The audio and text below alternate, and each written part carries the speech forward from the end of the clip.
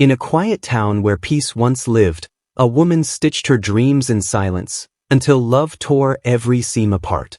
When Amara's calmness became her prison, she didn't scream, she rebuilt. Now, the same hands that once sewed for survival are weaving a legacy that will shake every heart that doubted her. But when her past returns, begging for redemption, the question isn't will she forgive, it's will she forget. From the tailor's bench to the bright lights of Lagos, the Judge Stories brings you a tale where heartbreak meets rebirth, and silence becomes the loudest roar. Every choice, every stitch, every tear tells a truth you won't see coming. Welcome to the Judge Stories, where every story is a verdict on love, loss, and the courage to begin again. If you enjoy stories that touch your heart and twist your expectations, please subscribe to help us grow, and tell us in the comments which country you're watching from. Before everything scattered like dry pepper in the wind, Amara Kayamaka was the quiet tailor of Wadata, Makurdi, soft-eyed, steady-handed, and forever gentle with people and fabric alike. Her wooden kiosk faced the dusty junction where Kiki riders argued over fares and roasted corn perfumed the afternoon heat. Customers brought clothes that were too tight or too loose, and Amara would smile. "Don't worry. I'll fix it." Mom and Kem often told her, "Your calmness is your crown. Don't drop it for anybody's noise." Amara wore that crown invisibly, and folks lingered near her doorway just to breathe easier.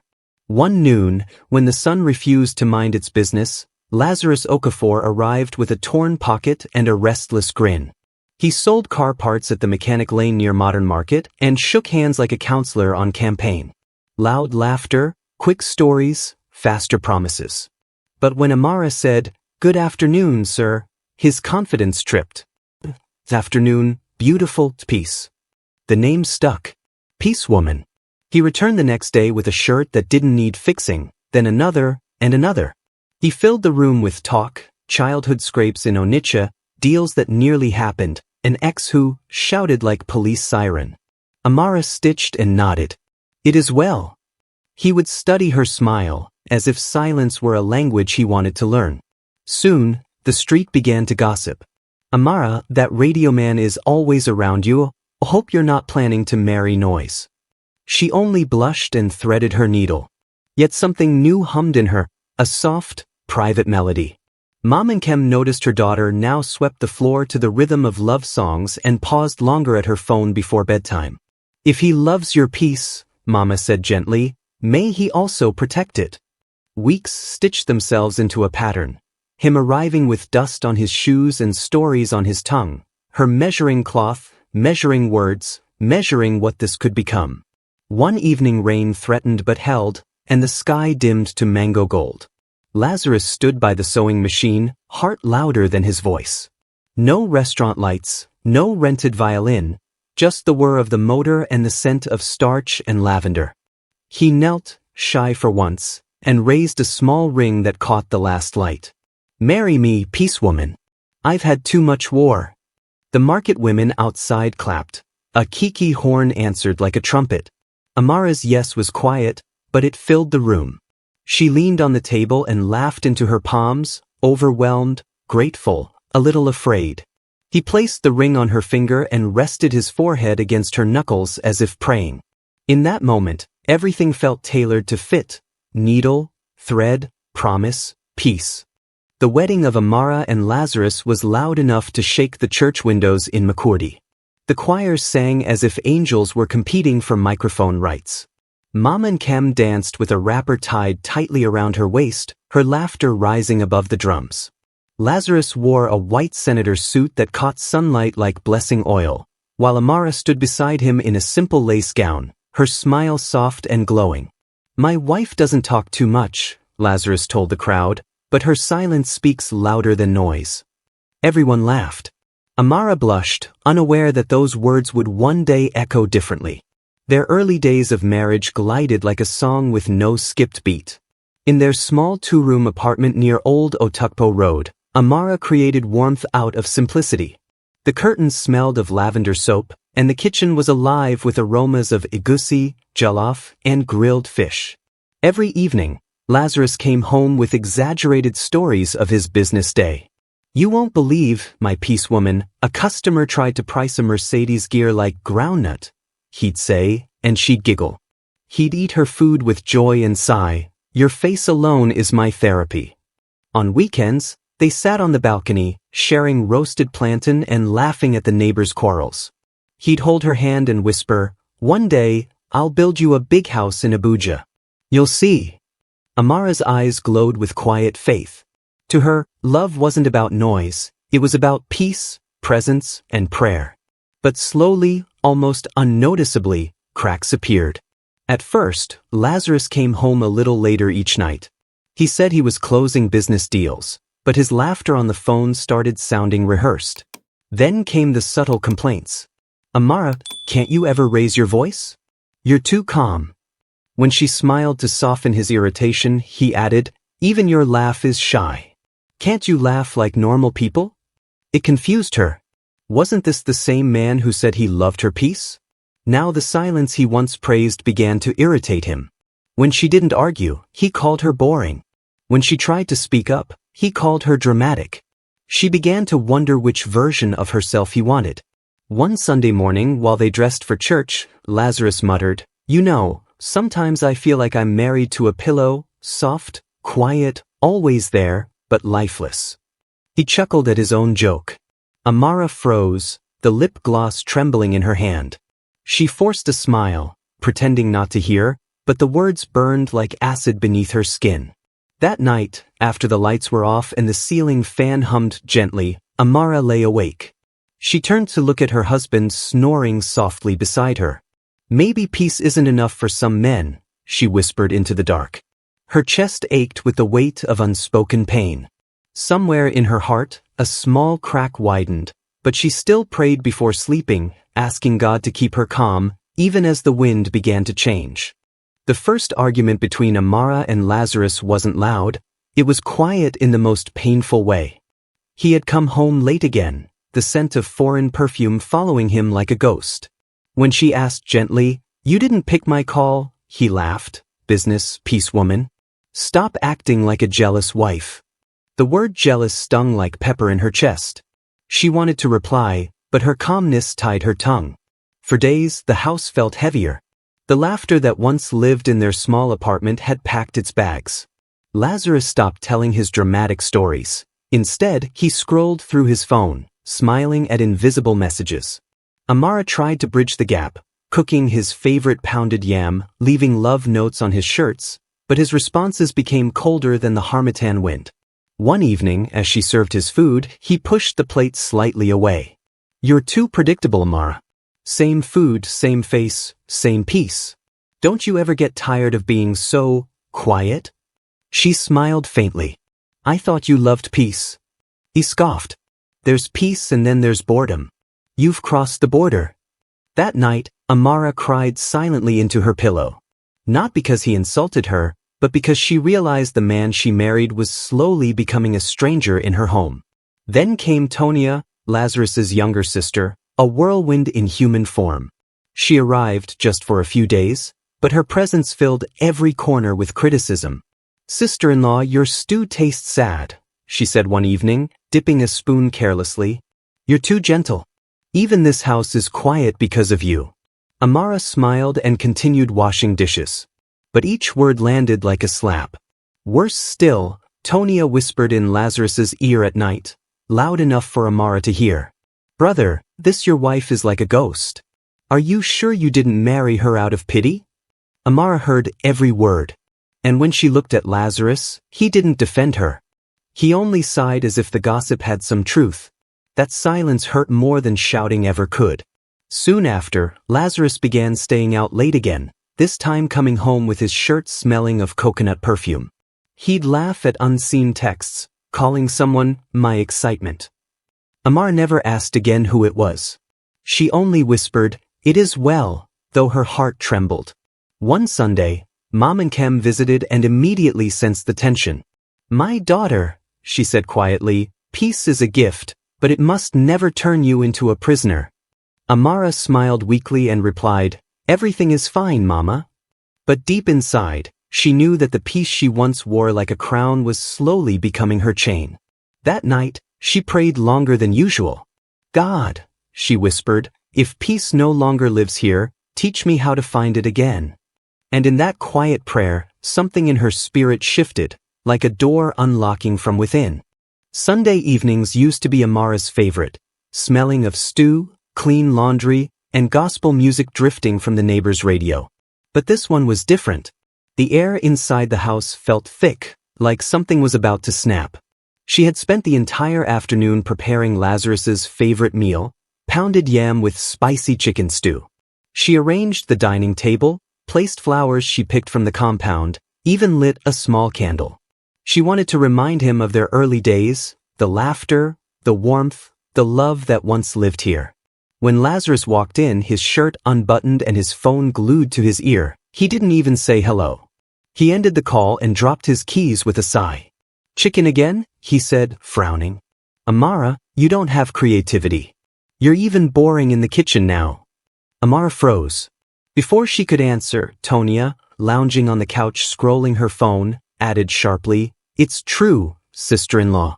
Even your stew smells quiet and boring. Something inside Amara snapped like overstretched thread. She turned slowly, her voice calm but cutting. Tonia, if this house is too quiet for you, the road outside still works. And Lazarus, if chicken is too peaceful, next time I'll serve you crocodile. The whole room fell silent. The candle flickered. Lazarus blinked, stunned, and Tonia's jaw dropped. Without another word, Amara gathered the plates, walked into the bedroom, and locked the door. For the first time since her wedding, her hands trembled, not from fear but from release. She stood before the mirror, studying her own reflection. Her eyes looked older, tired but sharper. She whispered to herself, so this is what it feels like to stop swallowing pain. The next morning, she woke before dawn. The house was still. She dressed quietly, wrapped her scarf, and went to church alone. The choir sang It Is Well With My Soul, but every line pierced differently. Sitting at the back pew, she didn't sing. She just stared at the altar, her thoughts heavy and loud. When she returned, Lazarus was in the living room scrolling through his phone. Without looking up, he said, You're changing, Amara. I don't like this new tone. Amara smiled faintly. Then talked to the old Amara. She died from too much peace last night. That evening, while clearing the room, she overheard him on the phone again. His voice was soft, playful. You're different, Nadia. You're exciting. You're not like my wife who just stares at walls. Amara stood still, heart pounding but face calm. She didn't cry this time. She simply whispered, So this is the reward for peace. Then she went into her sewing room, switched on the machine, and began stitching. The rhythm of the needle became her therapy. Every stitch carried a prayer, and every prayer carried a quiet decision forming inside her. Peace was about to fight back. For days after that Sunday, the house carried a different kind of silence, no longer gentle, but heavy like a storm hiding behind clouds. Lazarus thought Amara had gone back to her usual calm, but something inside her had shifted quietly. She moved through the house with the same grace, cooking, cleaning, sewing, but there was a new light in her eyes. The kind that glowed, not to please, but to prepare. Each morning she left home earlier than usual. New sewing contracts, she'd say when Lazarus asked, though he barely cared. He was too busy laughing at messages on his phone, humming songs that didn't belong to her. He didn't notice that she had started carrying a small notebook everywhere, filled with sketches of dresses, fabric ideas, and one sentence written on the first page, Peace doesn't beg to be understood, it rebuilds itself. One afternoon, Amara visited her childhood friend, Rosa Bassi, in North Bank. Rosa was the exact opposite of her, bold, outspoken, and dramatic. When she opened the door and saw Amara's teary eyes, she threw down her towel. I knew it. You've been swallowing tears again. Come in before I march to that man's shop myself. Inside, Amara finally spoke. She told Rosa everything. The insults, the perfume, the mysterious Nadia, the sister-in-law's mockery. Rosa listened with her arms folded, her expression switching between pity and rage. You mean you've been living like this and still cooking for him?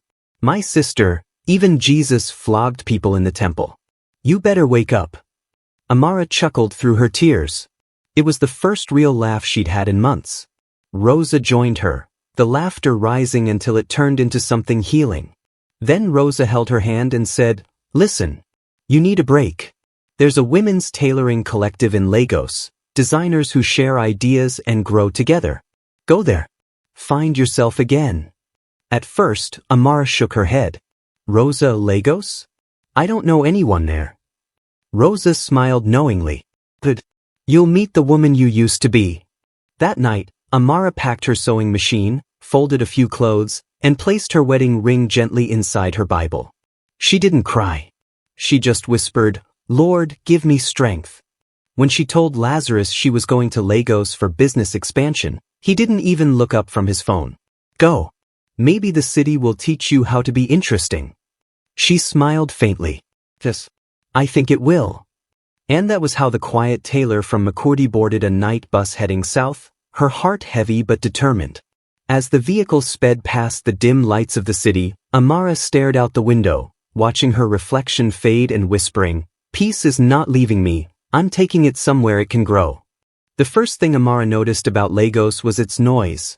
Not the kind that hurt, but the kind that breathed life. The city roared with ambition, traffic horns, and the smell of roasted corn mixing with petrol fumes. As her bus rolled into Djibouti at dawn, she felt a tremor of fear and freedom. She whispered to herself, "Peace has found new ground." She moved into a small shared apartment in Surulere with 2 other women from the tailoring collective Rosa had mentioned. They welcomed her warmly. "We've seen your work online," one said, admiring Amara's sketches. "Your stitches are neat like poetry." It was the first compliment she had received in a long time that didn't sound like pity. The group met every week at a creative hub called Casada Studio. The air there buzzed with sewing machines, laughter, and bright fabrics. Amara sat quietly at first, watching others design bold, daring dresses that screamed confidence.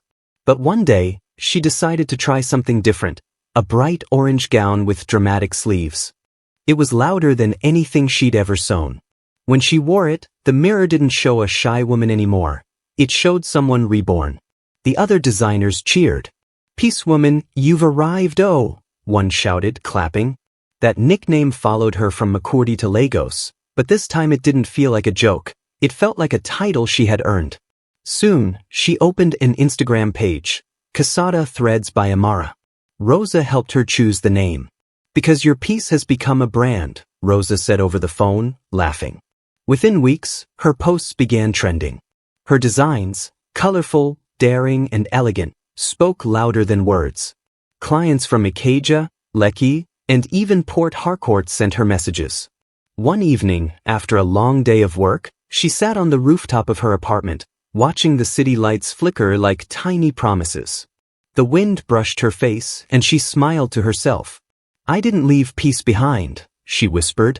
"I carried it with me." Meanwhile, back in Makurdi, Lazarus had no idea that the woman he once called boring was now glowing in magazine photos and online features. He spent his evenings with Nadia, chasing laughter that sounded like chaos. He didn't know that peace could shine so brightly until it left his life completely. Weeks later, Amara received a message from a journalist who wanted to interview her for a show about women rebuilding after heartbreak. Nervous, she almost declined. Then she remembered Rosa's words, "Let them hear your silence speak." And so she agreed. On the day of the interview, she wore her orange gown, the same one that marked her transformation. Sitting under studio lights, she smiled into the camera. "Silence is not weakness," she said calmly. "Sometimes, silence is preparation." That clip would change everything. When the interview aired on Lagos Morning View, the world seemed to pause for a moment. Across Nigeria, women watched Amara speak about pain, peace, and rediscovery. Her poise mesmerized people. She wasn't loud or bitter, she was calm, radiant, and strong. "Silence is not weakness," she said softly into the camera. "Sometimes, silence is preparation." Within days, the clip went viral. Casada Threads by Amara exploded with followers and orders. Back in Makurdi, the video found its way to Lazarus's phone through a friend at the mechanic yard. He was sitting in his car beside Nadia when the clip started playing. Amara appeared on screen in her bright orange gown, her skin glowing under soft lights. The interviewer asked, "What inspired your transformation?" And she answered, "Pain has a way of turning peace into power." Nadia laughed. "This your wife likes forming Saint Abeg." But Lazarus didn't hear her. His heart sank as he stared at the woman he once took for granted. His peace woman, now a queen in her own right. The glow in her eyes was no longer for him. By the next morning, gossip had spread like wildfire through Makurdi. "You don here? That quiet tailor is now a big woman for Lagos, oh," one trader said. Tonia's phone buzzed non-stop with tags and comments. "Your sister-in-law don blow. She's trending," someone texted. Tonia frowned, her stomach knotting with jealousy. "She's just lucky," she muttered. But deep down, shame gnawed at her. She remembered her cruel words and wished she could swallow them. 2 days later, Lazarus's phone buzzed again, this time with a video of Nadia at a hotel party, dancing closely with another man. The caption read, "Soft life baby with her real king." The man wore the same watch Lazarus had gifted her. His mouth went dry. "So I left my peaceful wife for this circus?" he groaned, throwing his phone onto the couch. That evening, he called Amara for the first time in months. When she answered, her tone was calm and distant. "Hello, Lazarus." He stammered. "Amara, I just saw your interview. You look different." "That's because I remembered who I was before peace became punishment." "Can we talk? Please. I made mistakes." She smiled faintly though he couldn't see it. "You didn't make mistakes, Lazarus. You made choices. And now the results are teaching you free lessons." Before he could reply, she ended the call. That night, she and Rosa sat on the balcony of her studio, drinking chilled Zobo. Rosa grinned. "So what's next, peace woman?" Amara looked at the Lagos skyline glowing under the night. "Next, I'll keep sewing peace into dresses and letting women wear my story." Back in Makurdi, Lazarus scrolled through Amara's page for hours, watching her videos, reading comments that called her an inspiration. For the first time, he truly understood the meaning of loss, and it had her name stitched across it. Peace has a strange way of teaching lessons. For Lazarus, it began quietly, like a fan losing power before total darkness. His once busy car parts shop started to slow down. Clients who used to greet him with respect now avoided his calls. One man accused him of taking money for spare parts that never arrived. Another returned a shipment, claiming it was fake. Within a month, the business that once made him boast, "I run things," became a ghost shop with cobwebs of unpaid bills. Rumors started spreading in Makurdi, "Nah, that man way cheat on the quiet tailor." Even people who once admired him crossed the street to avoid greetings. His own apprentice quit, saying he found a better opportunity. But the truth was simpler. No one wanted to work for a man whose name was now mixed with shame. Meanwhile, Nadia, the fire he once desired, became his biggest headache. She called him 10 times a day demanding wigs, phones, and transfers. When he delayed, she posted cryptic messages online. "Some men are only lions in their dreams. When peace leaves, Wala moves in." Everyone knew she was talking about him. One afternoon, they quarreled publicly outside a restaurant. "Nadia, I'm tired," he shouted, voice cracking. "You're suffocating me." She laughed loudly, flipping her long wig. "Then go back to your cold wife. Maybe she'll sew you a fire extinguisher." People nearby snickered. Lazarus walked away humiliated, not knowing the worst was yet to come. Later that night, his car broke down near the bridge, fuel finished, mosquitoes singing their own choir. Sweat drenched his shirt as he sat on the bonnet muttering, "God, how did I get here?" It wasn't thunder or lightning that answered him, it was silence. The same silence he once mocked. In Lagos, however, Amara was living her best life. Casada threads by Amara had blossomed into a fashion brand recognized by local celebrities. Her designs were featured in magazines, and her face appeared on billboards across the city. Rosa remained her biggest cheerleader, telling everyone, "See what peace can do when it stops begging for attention." During a photo shoot, the producer asked, What inspires your creativity? Amara smiled. Pain. It's a stubborn teacher, but its lessons last. A few weeks later, she was invited for another live talk show on women of strength. That evening, as the show aired on TV, Lazarus was sitting at a bar in Wadata, staring blankly at his beer when her face appeared on the screen. She spoke softly, "Peace is not silence while you die inside. Peace is knowing when to walk away before silence becomes your prison." The bar went silent. Even the drunk men nodded. Lazarus stood up, dropped some cash and left quietly. For the first time, he didn't argue, didn't boast, didn't curse. He just walked home, each step heavy with the sound of lessons learned too late. By the time the Harmattan winds returned to Makurdi, Lazarus had lost nearly everything. His business collapsed completely. The landlord, once friendly, now shouted through the gate, "Boss, respect no day pay rent." One morning, his belongings were tossed outside like unwanted rags. His car broke down the same week, and the mechanic's bill was more than his monthly sales. He called Nadia out of desperation, but her number was not reachable. She had vanished with a man wealthier and louder than him. His sister Tonia, the same one who had mocked Amara's calmness, quietly packed her bags and returned to Akka. Even she could no longer stand the weight of their name. Alone in a small rented room, Lazarus finally understood what people meant when they said peace doesn't make noise, but its absence screams. Each night he scrolled through Amara's page, watching her rise higher. She was now hosting workshops for young tailors, smiling in photos with celebrities. The same woman he had called boring was now a symbol of strength. He thought about calling her, but shame tied his tongue. Meanwhile in Lagos, Amara was busy preparing for a new milestone, her first fashion exhibition. The Casada Threads show would feature her boldest designs yet. Rosa helped coordinate models, laughing as she pinned fabrics. "My sister, see your life now. From tears to headlines.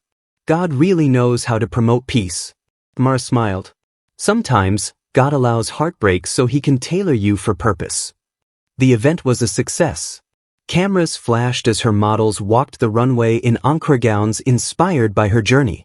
At the end, the host called her on stage. She looked over the cheering crowd and said softly, "To every woman who has been told her silence is weakness, remember, silence can build empires too." The hall erupted in applause. That same week, a court official delivered a letter to Lazarus's door. Amara had officially filed for legal separation. The note was short, based on emotional neglect and infidelity. He sat on the floor, trembling, staring at her signature. Then he called her. "Amara, please don't do this," he begged. "I already did," she replied calmly. "You just never listened when I spoke. I can change. I miss you." "You miss peace, not me," she said. "And peace doesn't return to a house that burnt it." When she ended the call, Lazarus broke down completely. For the first time in his life, he cried without shame. And Amara? She simply looked out her studio window that night, the Lagos skyline glowing ahead. She whispered, "Thank you, Lord, for teaching me that peace and strength can live in the same woman." The following morning, she signed the last papers and smiled. Freedom, she realized, wasn't loud. It was a quiet exhale that finally felt like home. Months passed, and life began to balance its scales. Casada Threads by Amara grew beyond anything she had imagined. Her designs now graced red carpets and magazine covers. She opened a second studio in Ikeja and trained young women who once thought their pain had buried them. "No," she told them, "pain is just raw fabric. What you make from it determines your beauty." Each stitch she sewed became a quiet sermon of resilience. Rosa remained her closest friend and partner, running the business with her trademark loud laughter. "Amara, remember when you cried over that man?" she teased one afternoon. "Now see you, featured in African Vogue. A beg, next heartbreak, invite me too." They both burst into laughter that echoed through the studio like freedom's own song. But one calm Saturday, while Amara was reviewing new fabric samples, her assistant walked in, hesitating. "Ma, there's a visitor outside. He says his name is Lazarus Okafor." The room went silent. Amara's heart paused but didn't tremble. "Let him in," she said softly. Moments later, Lazarus entered, no longer the proud, loud man she once knew. His shirt was clean but worn, his eyes tired yet humbled. He held a small bag in one hand and in the other, a box of biscuits, her old favorite. "Good afternoon, Amara," he said quietly. "Good afternoon, Lazarus," she replied, her tone gentle but steady. "You look different," he murmured. "Happy." She nodded. "That's what peace looks like when it's not competing with chaos." He smiled weakly. "I came to say sorry, for everything. I was foolish. I didn't see you for who you were." Amara looked at him, compassion soft in her eyes. "I forgave you long before now." He sighed, lowering his gaze. "You built all this without me." She smiled faintly. "No, Lazarus. I built it after you. Pain was my raw material." He swallowed hard, his voice trembling. "I don't expect anything. I just wanted to say thank you for the lesson." He handed her the biscuits and the fabric. "It's not much." Amara accepted them. "It's enough. You've already given me the greatest gift." "What's that?" he asked. "Freedom," she said simply. He nodded slowly and left, disappearing into the Lagos crowd. She didn't watch him go. She simply turned back to her sewing machine and continued her work. That evening, as the sun melted behind the skyline, Amara stood on her balcony overlooking the city. The wind tugged softly at her dress. Rosa joined her, holding 2 cups of zobo. "So, that's it?" she asked. "That's it," Amara said, smiling. "Some stories don't need revenge. Just distance and peace."